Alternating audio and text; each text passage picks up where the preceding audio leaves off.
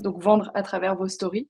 Je vais vous exposer les avantages de ce format, ses objectifs. Je vais même vous donner des idées de stories, pour convertir vos abonnés en clients et j'espère que ça va vous plaire autant que la partie 1. Donc si vous êtes prêts, c'est parti. On va parler des avantages, de vos stories. Il faut savoir que pour moi, les stories et je pense que c'est partagé par, beaucoup d'entre vous, vous allez être d'accord avec moi, mais c'est une expérience VIP pour notre communauté. C'est quand même le contenu, le format qui est davantage, tourné vers notre communauté parce qu'il faut avant tout, suivre un compte pour avoir la petite notif ou en tout cas la petite bulle et savoir que la personne vient de poster une story. Donc c'est pour ça que moi je vois ça aussi comme un contenu exclusif, qui sera réservé à nos abonnés les plus actifs, ceux qui sont le plus intéressés. Et donc, du coup, un des avantages de ce format, c'est de pouvoir donner confiance à cette communauté, montrer notre personnalité, comment ça se passe en fait de bosser avec nous, surtout quand on est dans la prestation de service, c'est très important, c'est plus immersif, ça permet aux gens de se projeter. Donc, c'est un format que j'adore et ceux qui me suivent déjà le savent. Et je trouve ça aussi très intéressant, ce format, pour justement incarner notre business. Donc, on va pouvoir en profiter pour l'incarner en montrant notre frimousse, mais aussi en mettant en avant nos valeurs. C'est ça qui va donner la couleur à notre communication pour faire rayonner notre business. Donc, vous voyez, c'est des avantages quand même très, très forts. Ce format est très, très intéressant et en plus, le but quand même d'incarner son business, c'est de pouvoir, sortir du lot, en n'étant pas, par exemple, pour moi, une énième coach Instagram, qui partage des tips, vus et revus. Non, incarner son business, se montrer, montrer ses valeurs, c'est quand même apporter quelque chose de supplémentaire, ajouter son grain de sel, rendre ça un peu plus, attrayant pour les gens qui vont nous suivre et le but sera évidemment de lancer des conversations avec ce format. Le but sera de créer du lien, un lien particulier, une proximité, avec sa communauté et donc de ce fait, lancer des conversations et vous verrez, c'est quand même, le plus grand but. Bref, vous l'avez compris, ces avantages-là nous permettent quand même avant tout de vendre, parce que pour moi, le format story, c'est vraiment, le format où il faut absolument développer une stratégie de vente. Sur votre compte, avec les réels, vous avez une stratégie de contenu, alors que sur les stories, vous avez une stratégie de vente avec, une expérience, comme je vous l'ai dit juste avant, plus immersive, plus exclusive. L'idée sera de créer du lien et de vendre avant tout de la confiance. Parce que je vous l'avais déjà dit dans la partie 1, mais on est avant tout là pour vendre de la confiance. Si la personne qui s'abonne à nous, un abonné, ne nous fait pas confiance, il aura pas envie d'acheter chez nous, peu importe ce qu'on vend, si c'est de la prestation de service, un produit physique et cetera.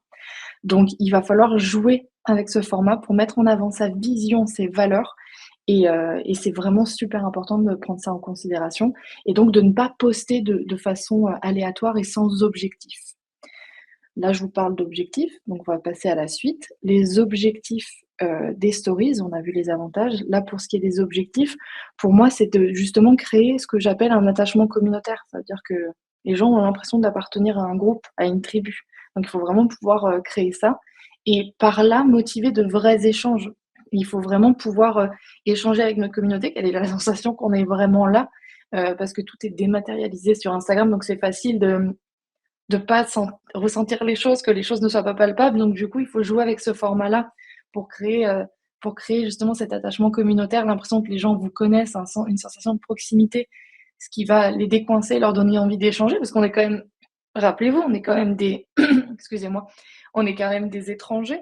Mais c'est quand même assez fou qu'entre étrangers, on vienne à avoir des conversations sur certains sujets qui nous touchent profondément. Donc n'oubliez pas ça et c'est ça qui va les motiver à passer à l'action, passer à l'action, ça veut dire acheter chez vous, si vous avez quelque chose à vendre, bien évidemment.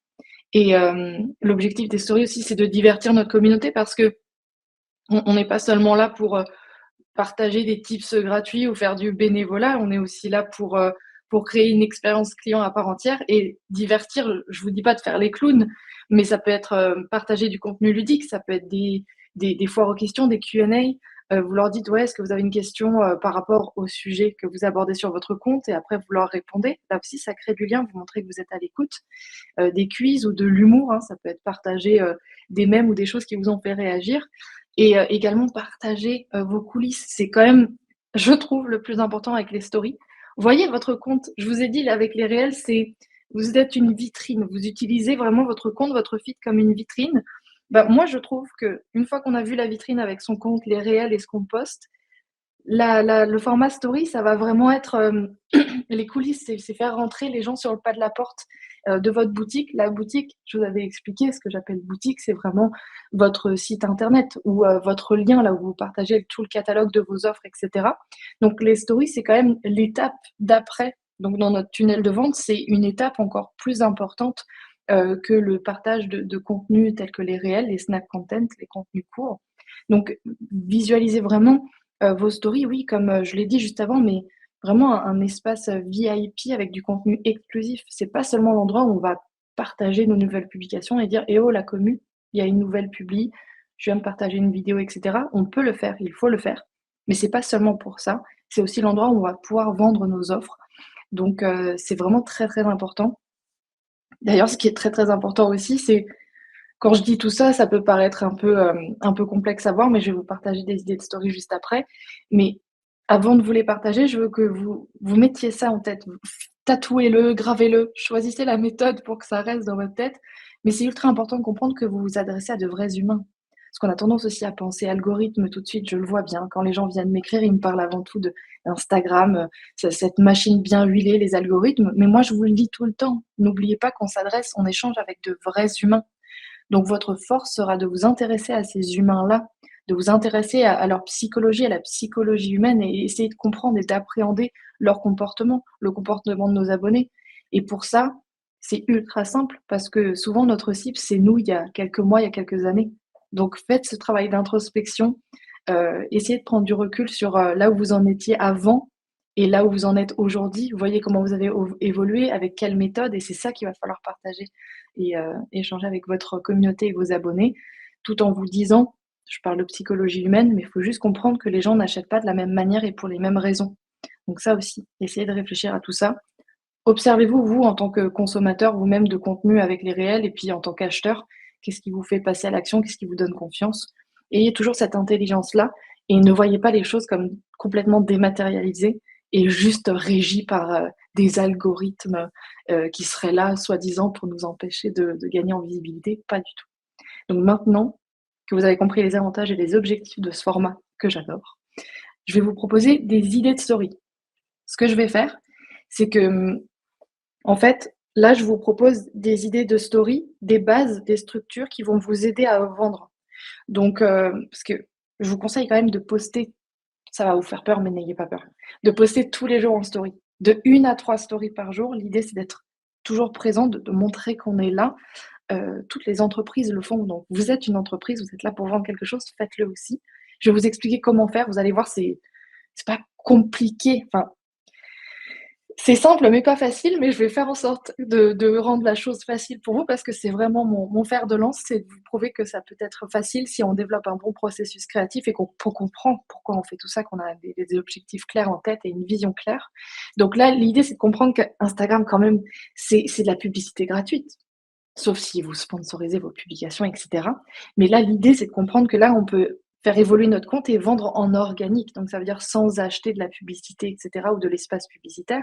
Donc partant de ce constat-là, Instagram, c'est de la pub gratuite. On serait quand même bien idiot, je ne vous insulte pas, mais on serait quand même bien idiot de pas lui cracher dessus et de pas en profiter. C'est pour ça que je vous dis d'être là tous les jours, de poster au moins une story par jour.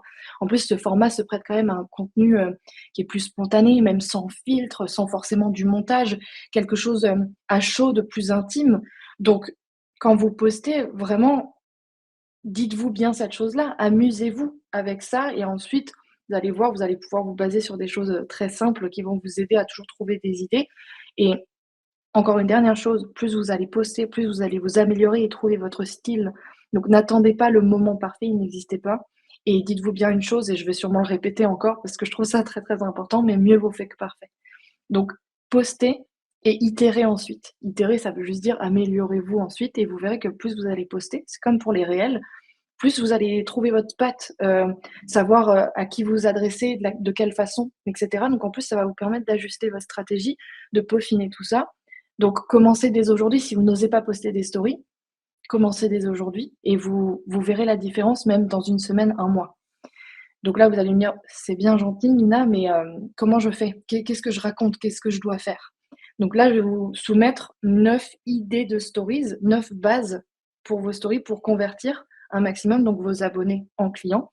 Donc dans un premier temps, je pense que vous avez déjà tous lu la slide au lieu de m'écouter, écoutez-moi.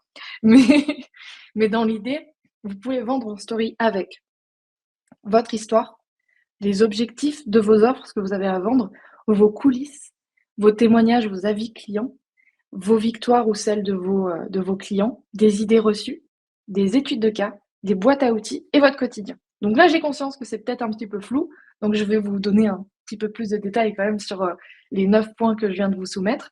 Donc avec votre histoire, je pense que c'est peut-être l'idée de story qui vous parle le plus directement. L'idée, c'est de parler de votre parcours pro, comment vous en êtes arrivé là, en fait. C'est les gens, vous savez, je viens de vous dire, il faut vendre de la confiance, donc dites aux gens pourquoi vous en êtes là.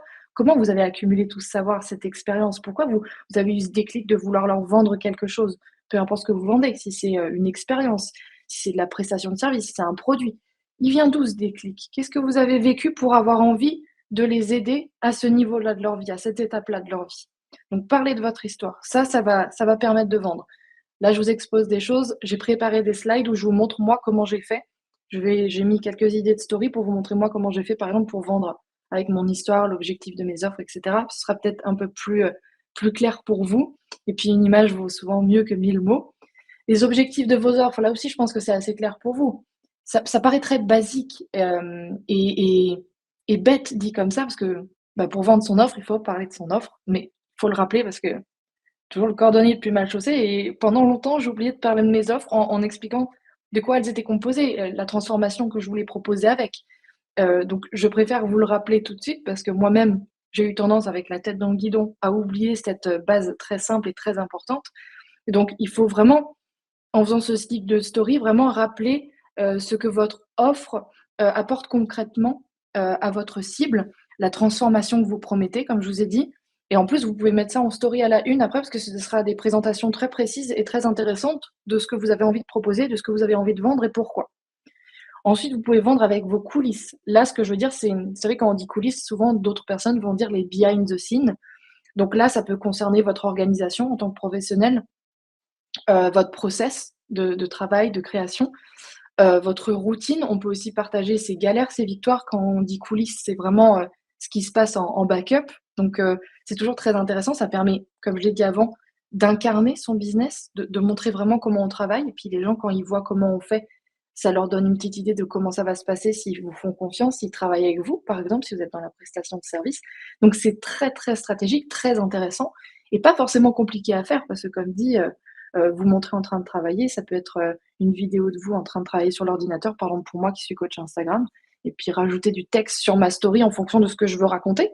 Ça peut être le fait de partager ma to-do list pour bien spécifier que, par exemple, je travaille sur une nouvelle offre ou que je suis en train de prévoir un coaching avec un client, avec lequel je vais bosser sur X choses et ça permet justement de parler de mon offre. Donc les coulisses, vous avez vu, ça peut se relier au fait de parler de son offre, montrer son quotidien pour bien expliquer, comment on travaille et comment c'est de travailler avec nous.